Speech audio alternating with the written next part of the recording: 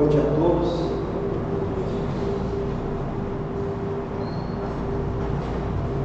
Glória a Deus nas alturas, paz na terra aos homens de boa vontade.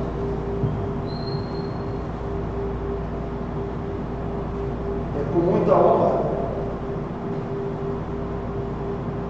e imensa alegria no coração que mais uma vez nos é fornecida a graça e a misericórdia do Pai para podermos estudarmos juntos o seu Evangelho. Única forma de promovermos em nós mesmos as mudanças necessárias, as quais nos propusemos quando aqui encetamos a nossa programação reencarnatória. Então nós agradecemos ao Pai, mais essa casa bendita que abre as suas portas,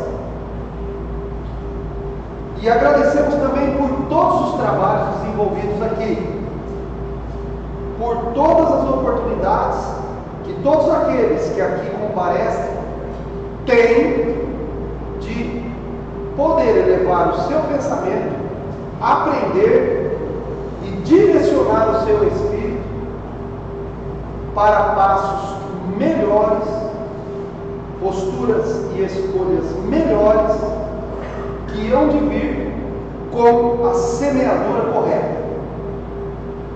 Para isso, no episódio de hoje, trouxemos o capítulo 13 do Evangelho, para nós tecermos algum comentário, direcionando os nossos pensamentos, enquanto a espiritualidade trabalha em favor dos necessitados, com as emanações fluídicas que conseguimos obter.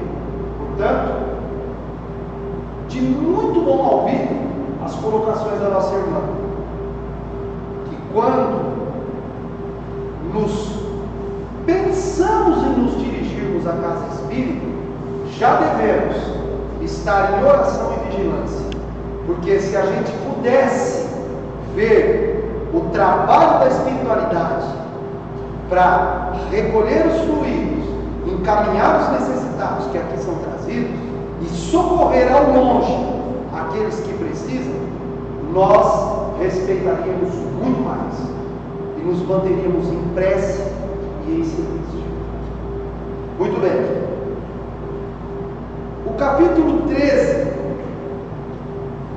que a vossa mão esquerda não saiba o que dá a vossa mão direita, vem falar da caridade e das formas como ela deve ser feita.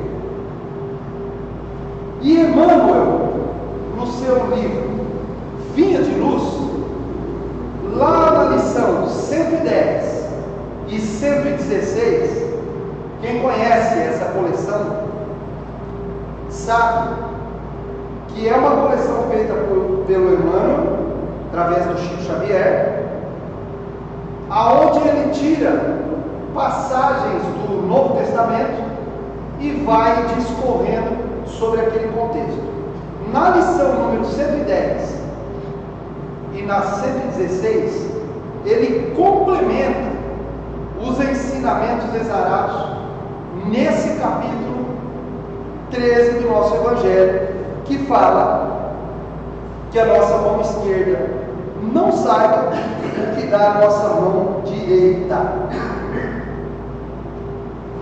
No primeiro tópico, ele vem falar sobre fazer o bem sem ostentação e narra a passagem onde Jesus fala: tomai cuidado de não fazer as vossas boas obras diante dos homens para serem vistas por eles, de outro modo não recebereis a recompensa de vosso Pai que está nos céus.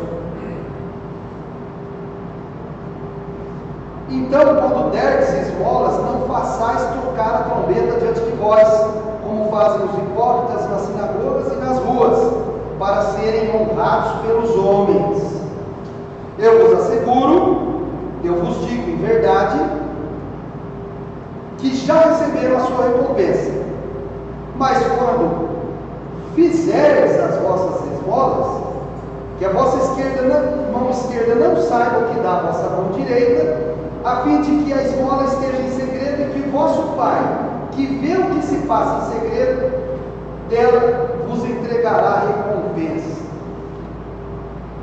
E muito oportuno, na casa espírita, a gente falar sobre caridade e sobre a forma como a gente deve fazer caridade. Em primeiro lugar, a caridade material, que toda casa espírita se propõe e faz, tem as obras assistenciais, é a caridade mais fácil de ser feita. Porém, se o coração não estiver ali, não adianta. E o que interessa não é quantidade. Portanto, que num dos tópicos aqui, Jesus, é a passagem de Jesus sobre o óbolo da viúva, que deu apenas 2 moedas, mas que se fosse colocado na balança, pesaria mais do que todo o tesouro levado ao gasofilácio pelos ricos da ocasião. Então, nós que somos espíritas, evangélicos, cristãos, porque a gente segue o evangelho do Cristo, a gente tem que entender a proposta do Cristo, e a gente tem que saber que quando a gente vem na casa espírita trabalhar materialmente nas obras de caridade e assistenciais, a gente é o primeiro e o grande agraciado. Nós não estamos fazendo favor nenhum para aqueles que recebem. Aqueles que recebem existirão sempre, porque o mundo é desigual na imperfeição que é peculiar a mundos como o nosso, que são atrasados de prova e expiação e de muito sofrimento ainda. Fazer o bem sem ostentação, sem deixar que o nosso orgulho seja o móvel daquilo, e sem deixar que aquilo se torne uma barganha com Deus, é a vigilância que o cristão tem que ter. E a caridade material é apenas um treinamento para o desenvolvimento de qualidades que o nosso espírito precisa desenvolver se ele quiser alçar voos maiores, tais como a piedade, a beneficência, o desprendimento, o amor, o verdadeiro amor, porque a piedade, ela exala a compaixão, que é o sentimento que o cristão deve ter quando ele se depara com o sofrimento. Quando eu falo em vigilância, é a vigilância contra nossos instintos de atraso moral que ainda trazemos, em que o nosso orgulho e a nossa vaidade procuram falar mais alto, e que a gente tem que impor um freio de humildade, sabendo que nós precisamos do auxílio dos nossos irmãos necessitados para treinar o nosso desprendimento, a nossa piedade, a nossa beneficência, a nossa capacidade de amar, que nos faz, que já nos move para que a gente venha aos compromissos da casa, para que a gente consiga deixar outras ilusões e manjares que o mundo lá fora fornece, preferindo vir à casa espírita trabalhar, porque a gente já sabe pelo conhecimento que o Evangelho nos traz, que essa doutrina sagrada e bendita, trazida por Kardec com a permissão dos Espíritos de luz que Kardec trouxe para nós, a gente sabe do nosso compromisso espiritual na eternidade, a gente sabe que a gente é Espírito eterno, que a gente apenas está encarnado, a gente sabe que a oportunidade reencarnatória nos foi dada, e sabemos também que, como está escrito no próprio Evangelho, muito se pedirá a quem muito recebeu. Se nós temos nessa encarnação a oportunidade de sermos espírita, de conhecermos essas verdades libertadoras, nós também seremos cobrados, e já somos pela nossa consciência, de que devemos exercer com muito mais afinco esses conhecimentos evangélicos que nos mostram o caminho. Então, por isso a gente já se desloca para casa, vem trabalhar no pão, vem trabalhar na sopa, vem trabalhar no bazar, vem trabalhar nas promoções, mas a nossa vigilância tem que existir contra o nosso sentimento de orgulho e de vaidade. Porque essa caridade material, ela tem que desenvolver em nós essas qualidades que Jesus nos alerta nesse capítulo inteirinho. Ele fala para a gente esconder, não saber a mão esquerda que dá a direita. Muitos escondem, mas deixam uma pontinha para o outro ver e engrandecer o nome dele pelas obras que faz. Triste paródia das coisas sagradas do divino. A Deus ninguém engana. Deus conhece o coração nosso. Ele conhece as nossas atitudes, que são naturais. Não adianta. Eu não sou médium, não sou palestrante, eu sou estudante como vocês. Gosto de compartilhar aquilo que eu aprendo. Não tenho muita sensibilidade, mas numa das pouquíssimas vezes que me aconteceu um desprendimento, foi com um professor amigo meu que tinha desencarnado 2 anos antes do dia em que ocorreu.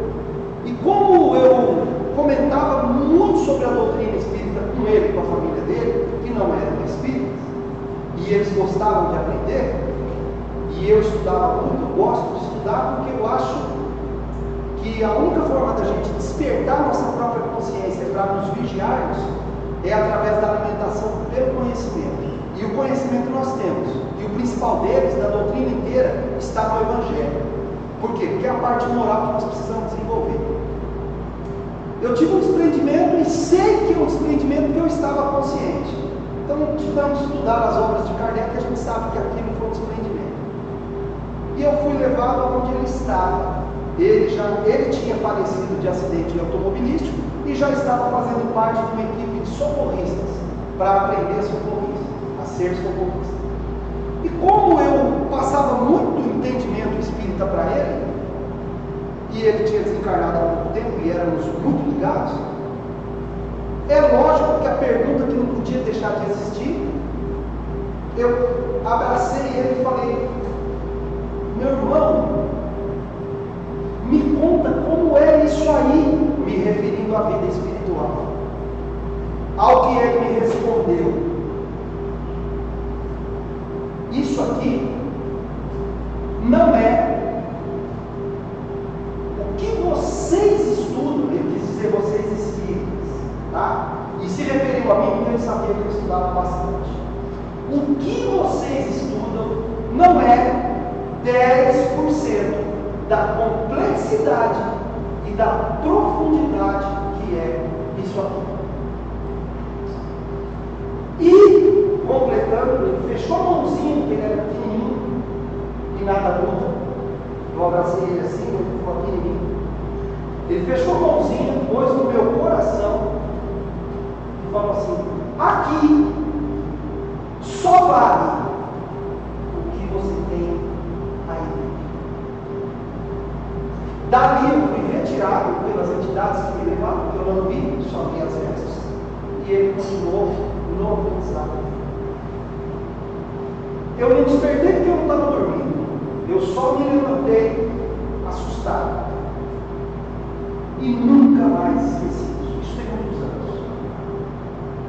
Então, meus irmãos,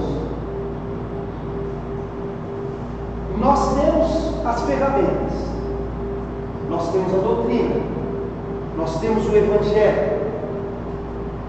O estudo, nós vamos ver isso numa das colocações do irmão, complementando esse capítulo 13, não é só nossa obrigação, é o nosso grande ajudador. O estudo e a aplicação do Evangelho na nossa vida, por cobrança própria, como disse ela, autorreflexão, autoanálise, autoaplicação do Evangelho em mim, não no companheiro, não na minha família, não no mundo. Não é o externo que está errado e não é o externo que vai me trazer a felicidade. A felicidade está dentro de nós. A partir do momento que a gente desenvolve conhecimento para ter a suficiência de sentimento, de conformidade com aquilo que é possível nesse mundo, a gente já se torna feliz. Quando a gente desenvolve o conhecimento que o Evangelho Espírita Cristão nos traz, e que a nossa consciência e a nossa sabedoria, fornecida por Deus, porque sabedoria a gente tem que pedir a Deus, conhecimento a gente busca, mas sabedoria é Deus dá. Quando a gente consegue isso, a gente começa a ser feliz, porque a felicidade não vem de fora. Nós não podemos ser espíritas para consertar aquilo que a gente acha que está errado. Deus se manifesta às criaturas através das próprias criaturas, através das circunstâncias. Não podemos nos arrogarmos de juízes de nada, de situação nenhuma. De guerra, de conflito, de política, de sacanagem, de erro, de maldade, de mentira, de Supremo, de Lula, de quem quer que seja, ninguém. A gente tem direito de questionar. Ou a gente acredita que Deus é absolutamente soberano sobre a terra e sobre o universo, ou a gente não acredita. E ponto final. Ou somos cristãos, seguidores do Cristo, que veio apresentar a face do Pai, através da própria vida, transmitida pelo próprio Evangelho, que é a personalidade do Cristo, que nós temos que desenvolver, ou não. Simples assim. Ou confiamos na divina sabedoria, ou não. Temos que ter atitude passiva? Não. Fazer a nossa parte, fazendo somente o bem, corroborado por toda a atitude de caridade material, mas principalmente moral que nós pudermos. Esse é o papel do espírita cristão.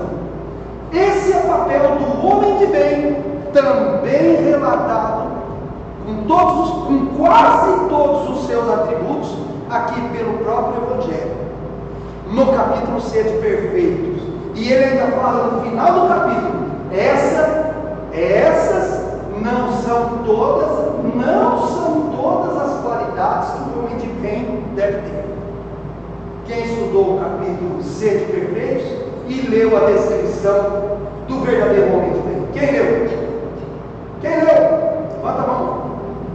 Ele não fala isso no final? Não são todas as qualidades que o homem de bem deve ter. Para você imaginar a perfeição de um espírito evoluído. Aonde nós temos que chegar? Como assim, maluco? Sabia que nós temos que chegar? E não vai escapar? Por quê? Livro dos Espíritos, lei do progresso. As leis naturais de Deus são imutáveis. Ninguém vai escapar. Você vai cumprir a trajetória que o Cristo deixou para ser perfeito, querendo ou não, porque você é criatura de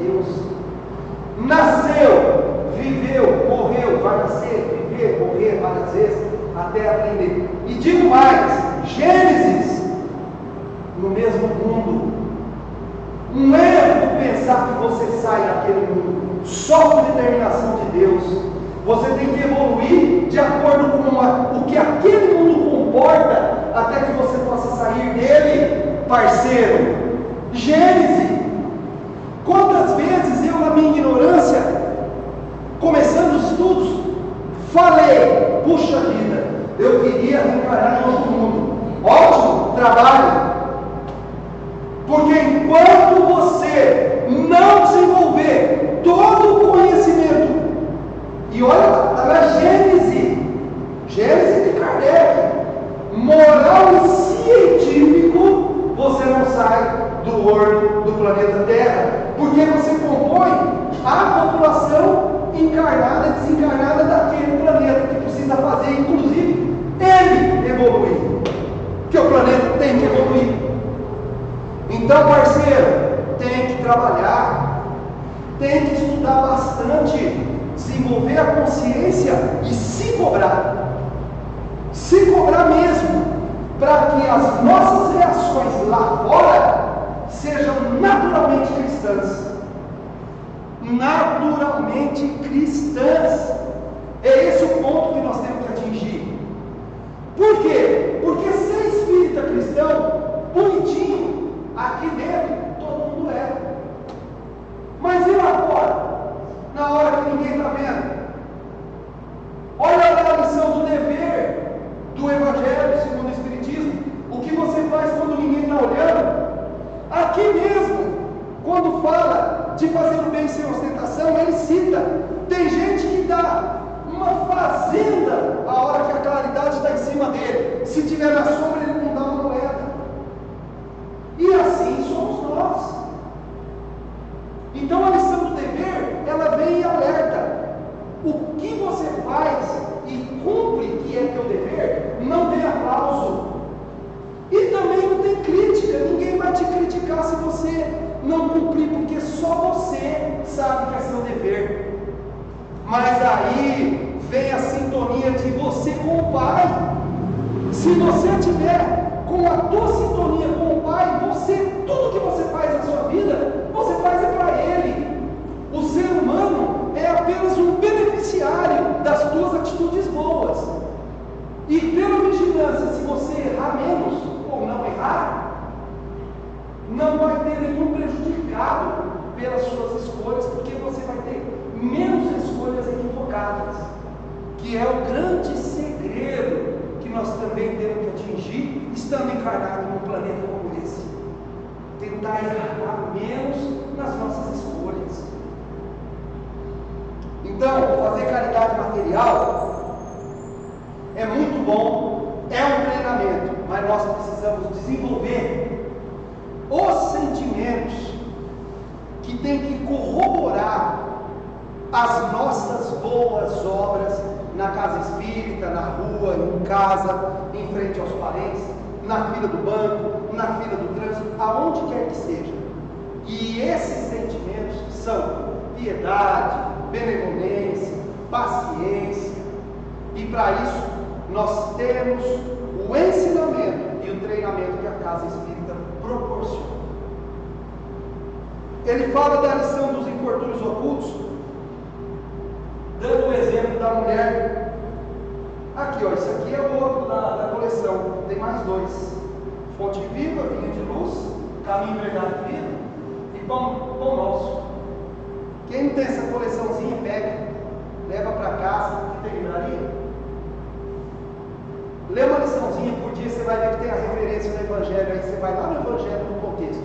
Só que o Evangelho do Emmanuel é o Novo Testamento inteiro, viu? Não é o nosso. Porque o nosso Evangelho Espírita é um resumo das principais partes, principalmente o Sermão da Montanha. Você sabia que 80% do nosso Evangelho é o Sermão do Monte? Sim ou não? Sabia? É o Sermão da Montanha, Mateus 5. Sermão da Montanha. Bem-aventurados os aflitos, é aquilo lá. É a grande parte do nosso Evangelho. 70%, 80% dele. Então, meus irmãos, esse infortúnios ocultos tem uma passagem interessante. Quando a gente fazia parte lá do lar transitório, já contei essa história, acho que falava. Daí lá, primeira vez que eu vim aqui no domingo, eu acho que eu contei um pedaço, não sei se você estava perto. Infortúnios ocultos, essa lição desse capítulo, eu fazia parte do lar principal onde eu nasci, na casa espírita mais antiga de Jales, onde meus pais faleceram, desencarnaram. E aí eu fazia parte também da Vila União, lá do Dr. Luiz Carlos, e cuidava da sopa lá, do São Martino, passava o sábado lá trabalhando. E o Davi era de lá. E aí, a gente era parceiro, e quando acabava a sopa, o evangelho da sopa, a gente ia nos samaritanos. E tinha um monte de visita que a gente fazia durante a semana, e eu sempre ia com ele ajudar. E todo lugar que a gente ia, qualquer evangelho que a gente pegasse, qualquer criança, velho, qualquer pessoa que abrisse, caía essa bendita lição de infortúnios ocultos. Só caía ela, quando estava eu e ele junto. Aquilo foi me incomodando. Um dia eu peguei o pescoço dele menor que eu falei: o que está acontecendo? Ele é médium, né? Então, o que está acontecendo? Ele já ficou vermelho, né? Eu falei: isso é um chamado, né? Ele deu aquela risada sem graça, quem conhece o Davi. Era um chamado. Eu falei: bom, então acho que a gente tem que fazer alguma coisa. Despretensiosamente a gente começou a fazer, porque tinha atividade no lar, tinha atividade na Vila União, que é o Caminho da Esperança, lá em frente ao Socorro. A gente criou uma sopa de quinta-feira, que era um dia que não tinha nada, e começamos a atender 4 famílias que moravam perto da minha casa. Gente, as coisas, quando são de Deus, são de Deus.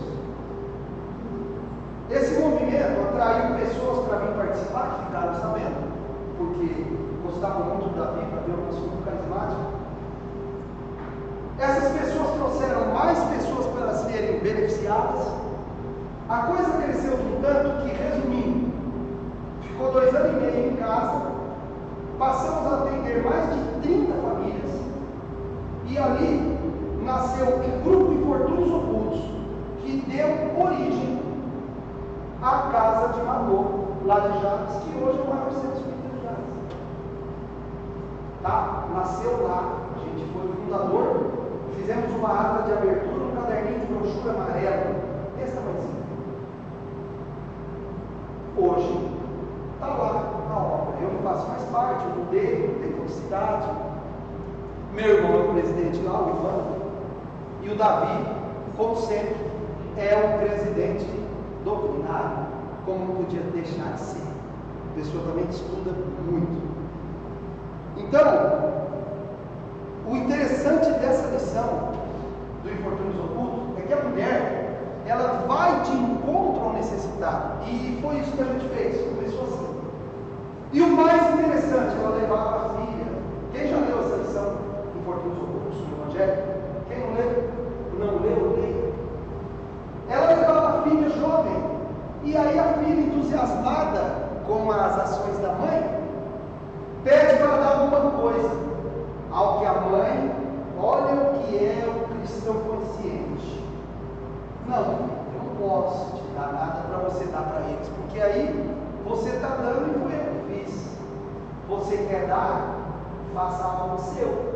Costure roupinha, dê atenção, cuide das criancinhas. Aqui no capítulo 13 tem essa mesma recomendação dos Espíritos. Quando ele toca no assunto, lá para frente, que fala sobre as pessoas que desejariam ter a fortuna para socorrer os desafortunados.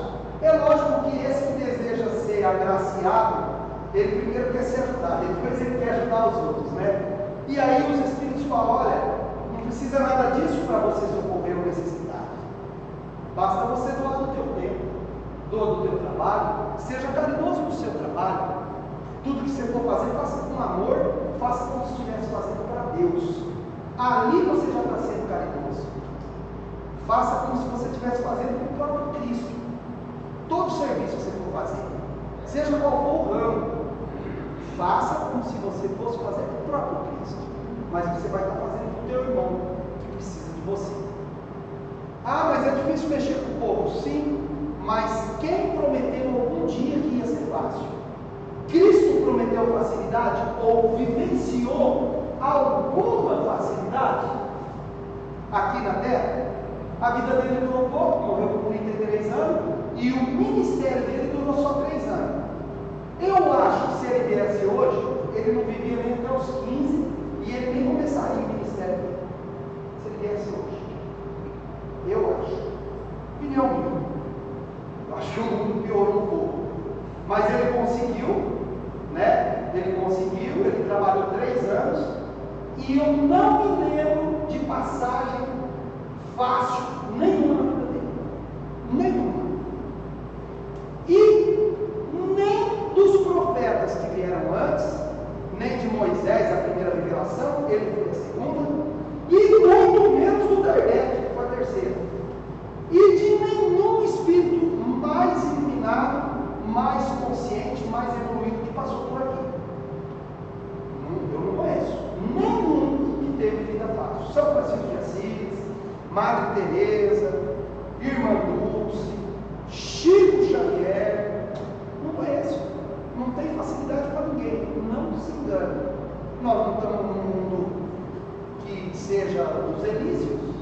Nós estamos no planeta Terra, que é prova e expiação ainda. Vai evoluir? Vai. Mas tem muita água para passar debaixo da ponte e muito trabalho para ser feito. Inclusive e principalmente pelos cristãos. E se o cristão arregaçar a mão e não fizer, e um dos principais trabalhos, uma das maiores caridades que a Casa Espírita faz, que o cristão tem que fazer, é a iluminação, a autoiluminação, o estudo, o desenvolvimento do conhecimento. Palavras de Emmanuel nas 2 lições que a gente vai dar uma pincelada depois. Por quê? Porque sem o conhecimento não se desenvolve a consciência. Sem a consciência desenvolvida, não há cobrança de nós mesmos. Porque quem nos mostra o dever a ser feito é a nossa consciência. E quem é a nossa consciência? É o maior ajudador que Deus nos deu, para nós não ficarmos abandonados à própria preguiça. A maior bênção que Deus deu para o ser humano foi a própria consciência, só que você precisa alimentar ela. É igual o sistema, né? Os jovens aí que são bons no computador, se não alimentar, o que acontece? Funciona? Não, né? O que você foi me perguntar ali? Nome e tal, para alimentar, não foi? Então, nossa consciência é igual. Se não alimentar, quem toma conta? Preguiça, má vontade. Capítulo 13, sobre a beneficência, parágrafo 1, 2, 3, 4. Está lá no item 12, no segundo parágrafo do item 12. Olha que colocação maravilhosa. O Cristo não vos disse tudo o que concerne as virtudes de caridade e de amor? Pergunta do Espírito que escreveu isso aqui, que é São Vicente de Paulo. O Cristo não vos disse tudo o que concerne as virtudes da caridade e do amor? Por que deixar de lado esses divinos ensinamentos? Por que tapar os ouvidos a essas divinas palavras e o coração a todas essas máximas suaves? Está perguntando para nós. Eu gostaria que se colocasse mais interesse, mais fé nas leituras evangélicas. Abandona-se esse livro, faz-se dele uma palavra oca, carta fechada, deixa-se esse código admirável no esquecimento. Vossos males não provêm, senão do vosso abandono voluntário desse resumo das leis divinas. Lê depois essas máximas, essas páginas ardentes do devotamento de Jesus e meditai-as. São Vicente de Paulo. Gente, em que ano foi escrito o Evangelho trazido à luz do Espiritismo pelo Espírito Kardec? 1850. Nunca foi tão atual. Nunca foi tão atual. Ele já falando que o ser humano tinha abandonado o Evangelho do nosso Senhor Jesus Cristo. O que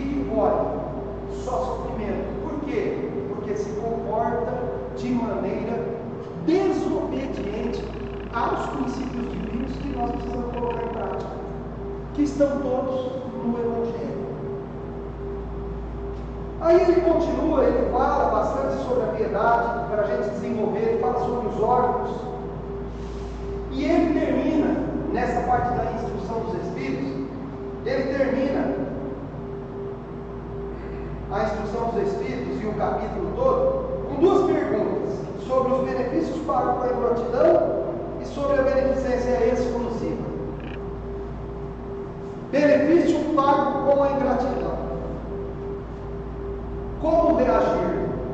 Com compaixão, piedade, perdão, e nem se deixar tocar e se melindrar.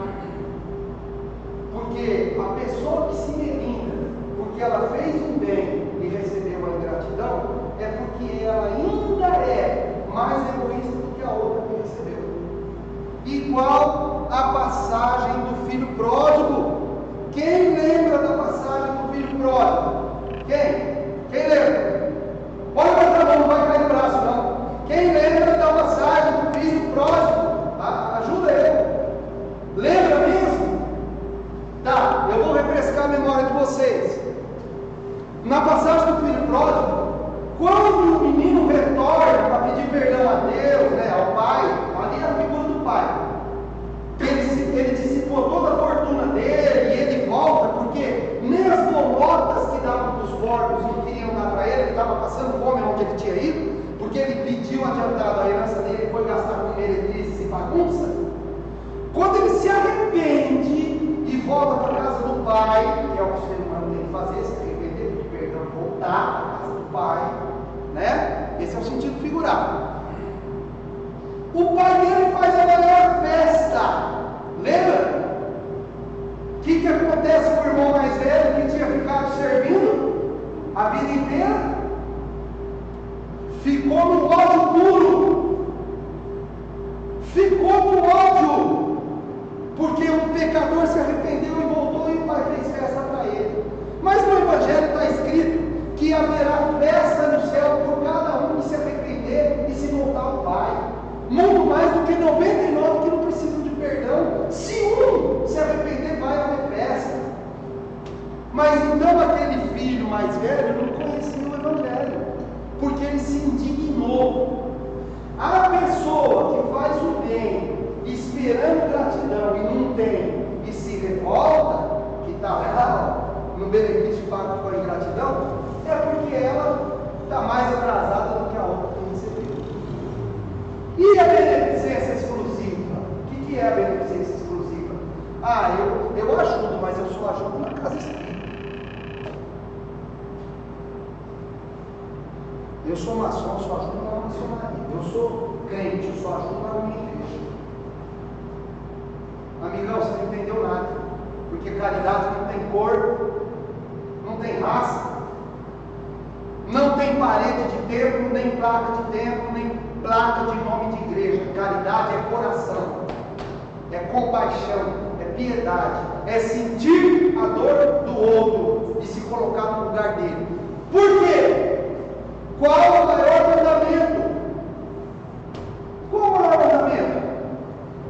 Amar a Deus sobre todas as coisas e ao próximo como a ti mesmo. E aonde terminam todos os profetas e toda a lei? Fazer aos outros aquilo que se deseja que fosse feito para você. Esse é o fiel da balança. Quando a gente viver isso, acabou o problema. Estamos no caminho certo. Fazer para o outro aquilo que a gente gostaria que fosse feito para nós. Mas o outro não vai para o problema dele. Mas não tem mais. Faça você, porque o reino de Deus não vai vir se não vier primeiro no teu coração e em volta da onde você consegue atuar. Se você for ficar esperando, não vai chegar nunca a grande transformação do planeta em planeta de regeneração. Você acha que vai ser assim? Vejo muito espírita falando, ocupando o púlpito e falando, mundo de regeneração. Gente, desromantiza isso, porque tem muita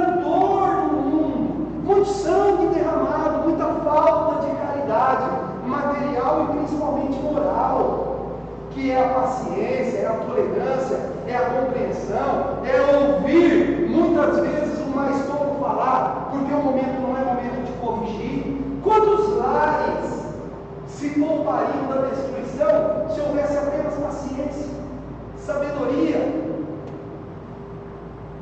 Quem foi o maior monarca, rei, governante do planeta? Salomão. O que ele pediu e Deus deu para ele? Que fez com que ele se tornasse esse monarca, o maior dos governantes da história da humanidade? Sabedoria.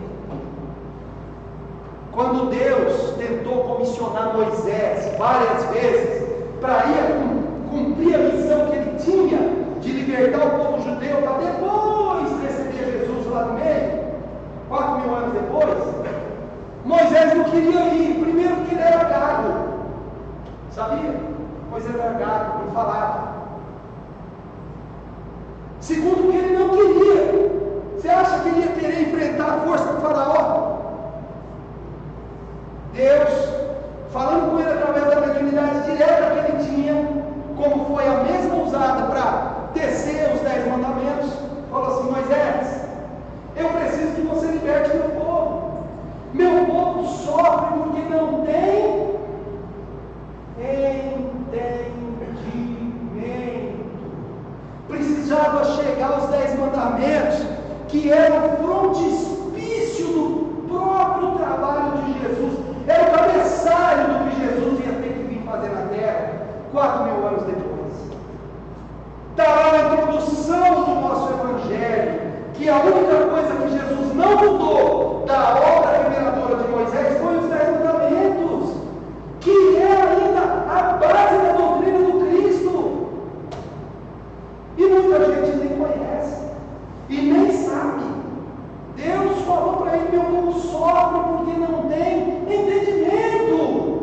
Precisamos ter conhecimento dessa personalidade divina que Jesus veio nos apresentar pela própria vida dele e que está no Evangelho, irmão. Não tem em outro lugar. E a grande proposta de mudança é essa. É isso. E essa é a caridade essencial que Emmanuel fala. Ele fala aqui, ó. Caridade essencial. A caridade é essa, que andemos segundo os seus mandamentos. Esse é o mandamento, como já desde o princípio ouviste, que andeis nele. Então ele fala assim, ó, antes, finalizando, ele fala assim, ó, antes, porém, da caridade que se manifesta exteriormente nos variados setores da vida, pratiquemos a caridade essencial, sem o que não poderemos efetuar a edificação e a redenção de nós mesmos. Edificação e redenção é a construção do novo homem, não o homem adâmico, mas o homem cristificado. E redenção é a entrega dessa vida a Deus. Isso é redenção. Senhor, eu me rendo, eu quero ser como o Cristo foi. Isso é redenção. Redenção de nós mesmos. Trata-se da caridade de pensarmos, falarmos e agirmos segundo os ensinamentos do Divino Mestre no Evangelho. É a caridade de vivermos verdadeiramente nele e para que ele vive em nós. Sem essa, poderemos levar a efeito grandes serviços externos, alcançar intercessões valiosas em nosso benefício, espalhar notáveis obras de pedra, mas dentro de nós mesmos, nos instantes supremos testemunhos na fé, estaremos vazios e desolados na condição de mendigos de luz. Não é o Márcio que está inventando, é o Emmanuel, através do Chico Xavier. E lá na 116, ele completa dizendo o seguinte, ele fala: indispensável é que a caridade do cristão fiel abunde em conhecimento. Por quê? Porque a caridade essencial é intensificar o bem sob todas as formas respeitáveis, sem olvidarmos o imperativo da autossublimação, para que outros renovem-se para a vida superior, compreendendo que é indispensável conjugar no mesmo ritmo os verbos dar e saber. Então, o compromisso do movimento espírita, acima de tudo, é ensinar, é iluminar. O nosso compromisso como cristãos é pregar o Evangelho, se preciso, com palavras, mas principalmente na nossa vida. Prega o Evangelho, meu irmão, se preciso, use palavras. Prega na tua vida, em todos os atos da sua vida. Que Jesus nos abençoe, nos dê coragem, força, coração em Cristo para sermos isso. Em nome de Jesus, é o que eu desejo que assim seja.